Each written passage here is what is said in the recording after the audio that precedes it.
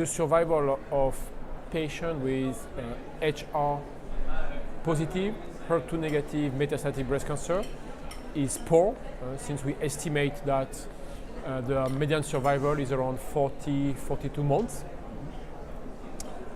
And the vast majority of patients who present HR positive, HER2 negative metastatic breast cancer present a relapse or progressive disease 24 months after having started endocrine therapy and CDK4 inhibitor. So this emphasizes the need for new therapy in this field.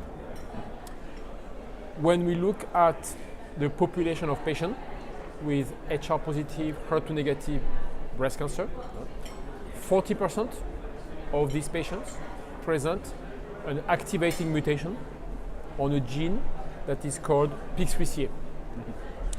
So PIK3CA is a gene that codes for PI3 kinase and codes specifically for one isoform of the PI3 kinase, that is the isoform alpha.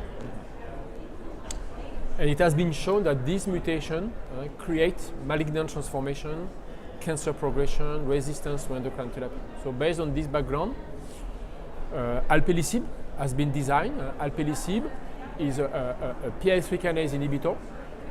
It's a targeted therapy that specifically blocks the alpha isoform of PI3 kinase, meaning that it spares the isoform beta, gamma, delta that can work in normal cells. Okay. Alpelisib has been tested in phase 1 trial, and in phase 1 trial, the PFS were around 9 months in pretreated patients, suggesting that it could have some benefit. So based on this background, was designed SOLAR-1. So what is SOLAR-1? It's a phase 3 randomized trial that includes patients who are postmenopausal women or men, and the patients were selected to have been pretreated with aromatase inhibitor and to have been tested for PIK3CA mutation. Then the trial has two different cohorts. One cohort includes patients with PIK3CA mutation, and the other cohort includes patients without PIK3CA mutation. And the trial compared the PFS between fulvestrant versus fulvestrant plus alpelisib, and the primary endpoint was progression-free survival in patients with mutation. So what the data are telling us, the data are telling that the study met its primary endpoint, meaning that alpelisib improved PFS in patients with mutation. In the control arm, the median PFS was 5 months. In the experimental arm, the PFS was 11 months, and that the hazard ratio was 0.65, and the p-value below the predefined threshold of 2%. So the study is positive, and the benefit is clinically meaningful according to the different scales we have to evaluate this. Now the question is whether the drug works in PIK3CA wild type.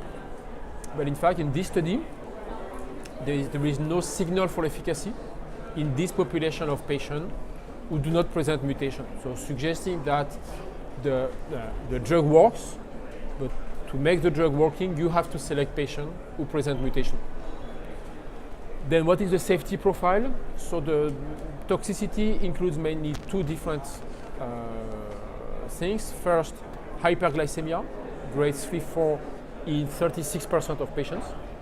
And second, rash, grade 3 in 10% of patients. Okay. And interestingly, so we implemented method to prevent this grade 3-4 during the trial.